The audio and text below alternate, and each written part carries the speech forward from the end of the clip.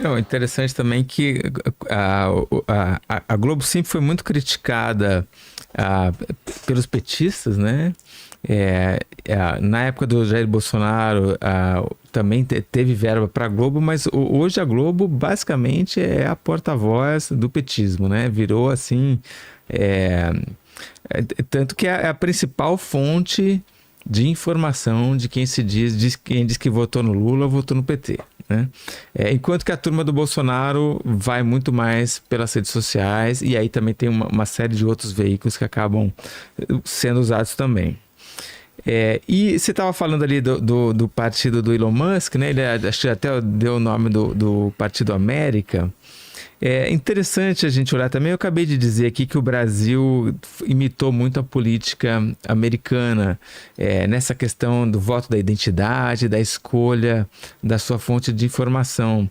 Mas o momento agora dos Estados Unidos é interessante porque o Partido Democrata e o Partido Republicano, no que eles começaram a se voltar muito para um público mais específico, mais dentro da bolha, eles deixaram uma quantidade muito grande da população americana, que eu acho que saiu numa pesquisa até 40% da população americana sem opção.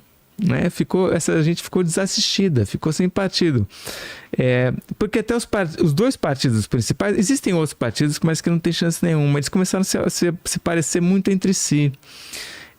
Por exemplo, hoje os dois são protecionistas, né? O Partido Republicano, que era um partido mais liberal, livre comércio, acordo de livre comércio, com o Trump virou um partido protecionista. E o Partido Democrata, que historicamente tinha ali na sua base os sindicatos, nos anos 90, 2000, com Bill Clinton, depois com Obama, virou um partido de livre comércio, agora voltou a ser protecionista com o Biden. Então, os dois estão numa pegada protecionista. Então, se você é americano hoje e defende livre comércio, você ficou sem partido, né? Se você defende um controle dos gastos do governo federal, você também ficou sem partido, porque o Trump, nessa nova orçamento dele, Big Beautiful Bill, né, que ele propôs, ele está gastando a rodo, né? Fazendo o que o Joe Biden fez no governo dele. O Joe Biden fazia os planos, era assim, $1 trilhão, 2 trilhões, começaram a falar em trilhão, né? Então, se você é a favor de uma contenção de gastos, você também não tem nenhum partido. Então, de repente, esse partido do Elon Musk pode atender a essa população que foi esquecida. E um outro entrave que tinha para um partido crescer nos Estados Unidos é que os Estados Unidos têm um sistema federal em que a eleição acontece em cada um dos estados de uma maneira muito particular, né? Cada estado faz a sua lei e você precisa ter uma estrutura nos 50 estados americanos bem organizada para você conseguir fazer campanha, né? E se inscrever o teu candidato e acompanhar todo o processo e tal.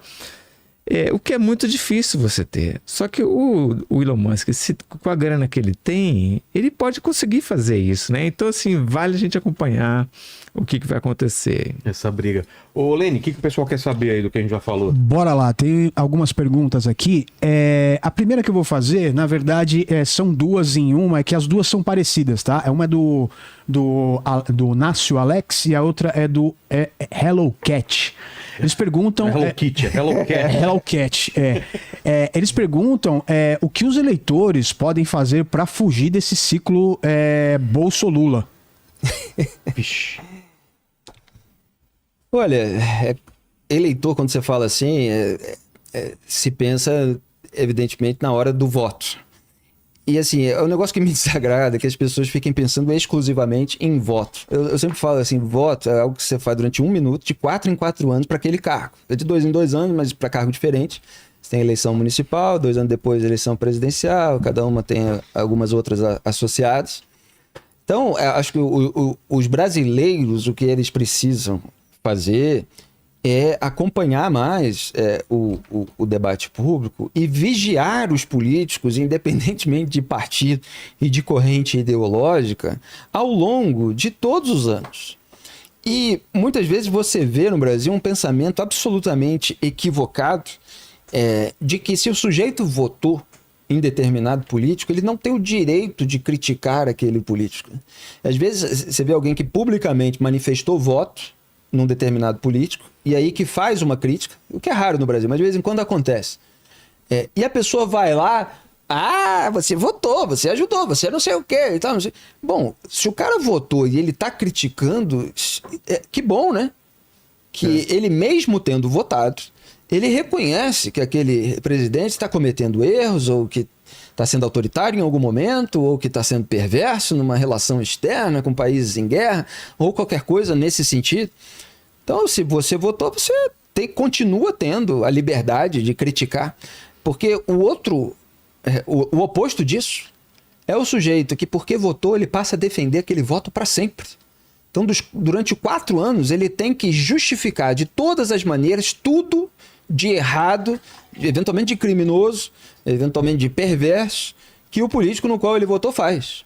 E isso é uma coisa completamente imbecilizante, né? É idiotizante. Então o sujeito vai fazendo todos os contorcionismos e malabarismos possíveis para justificar o próprio voto.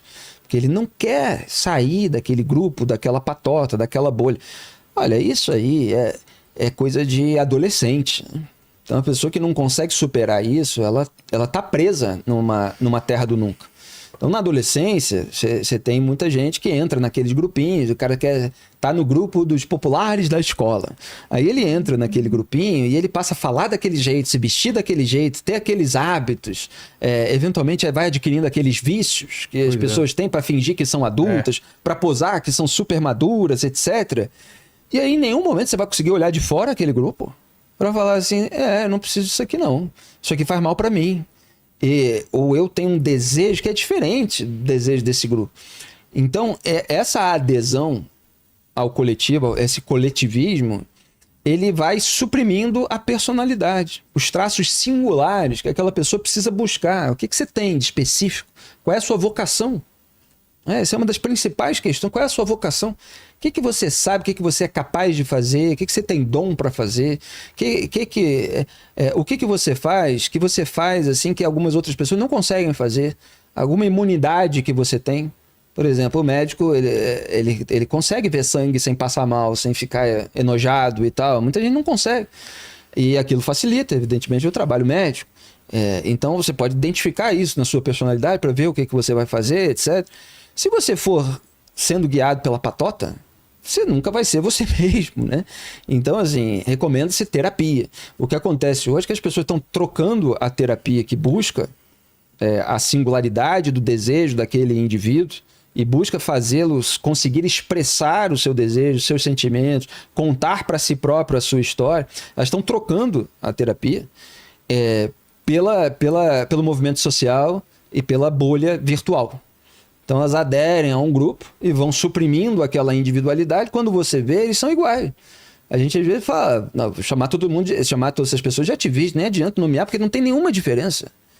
Eles são absolutamente iguais. Aliás, quando você pega a obra, por exemplo, de um liberal de verdade, não Bolsonaro, mas o Hayek, foi prêmio Nobel de Economia em 1974, escreveu lá em 1944, se eu não me engano, O Caminho da Servidão. Tinha um capítulo do livro dele, sabe qual é o título? É um título perfeito para hoje. Por que os piores chegam ao poder?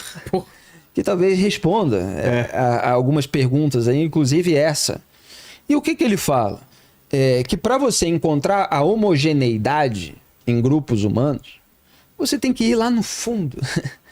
São as pessoas mais rudimentares, as pessoas mais sem arestas, sem escrúpulos, as pessoas com maiores déficits cognitivos, enfim, ele tem as formas de expressar dele, estou expressando aqui nas minhas, mas já citei esse artigo, esse capítulo de livro em artigo, porque lá você pode estabelecer uma homogeneização com pessoas assim, porque quanto mais capacidade cognitiva as pessoas têm, quanto mais conhecimento, quanto mais talento individual, mais destaque, etc., mais heterogêneas elas são.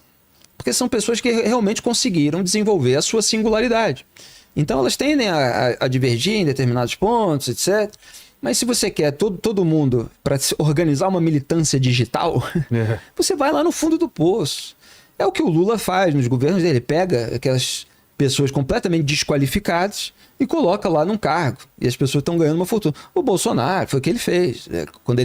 Quando a família dele estava pendurada por investigação de funcionalismo fantasma, ele pegou lá do fundo do Ministério Público o Augusto Aras, que era uma pessoa que não tinha nenhuma capacidade de ascender por talento e mérito dentro do órgão de fiscalização e controle do qual ele faz parte, tanto que ele não estava na lista tríplice da categoria.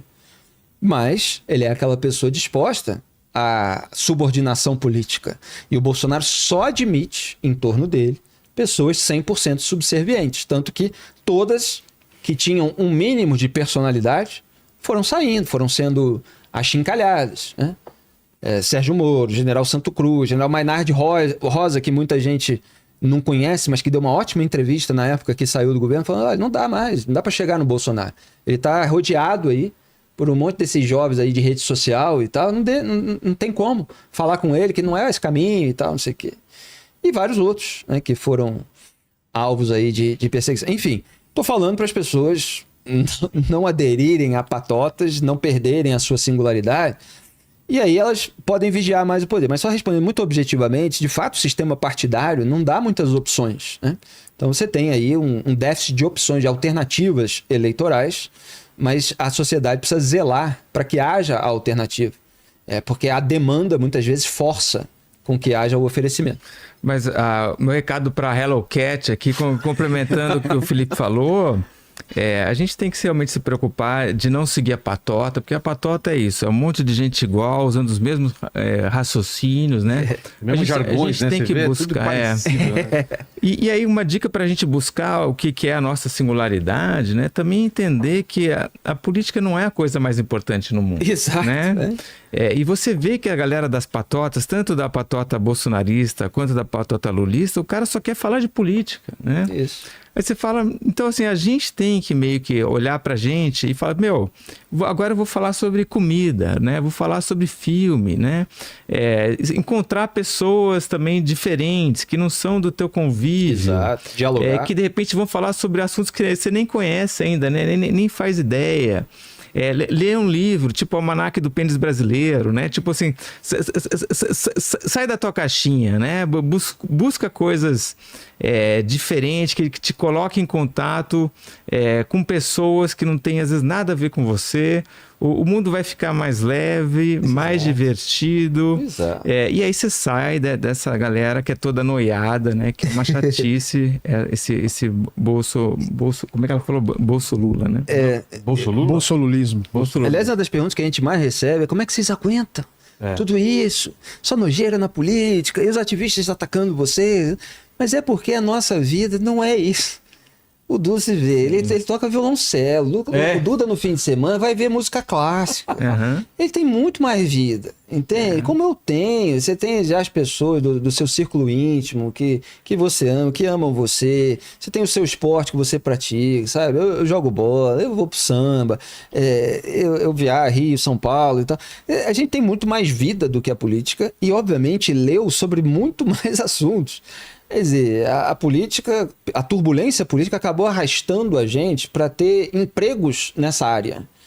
Mas a nossa bagagem literária, ela é muito maior. E como dizem os editores, como o Edson Filho que eu citei, se o sujeito lê determinados livros, o sujeito ele não vira um militante idiota de Lula ou Bolsonaro. Entende? Se o sujeito lê a obra de Edmund Burke, se ele lê Adam Smith de verdade, se ele lê os ensaios de Michel de Montaigne, se ele lê literatura, sabe? Flaubert,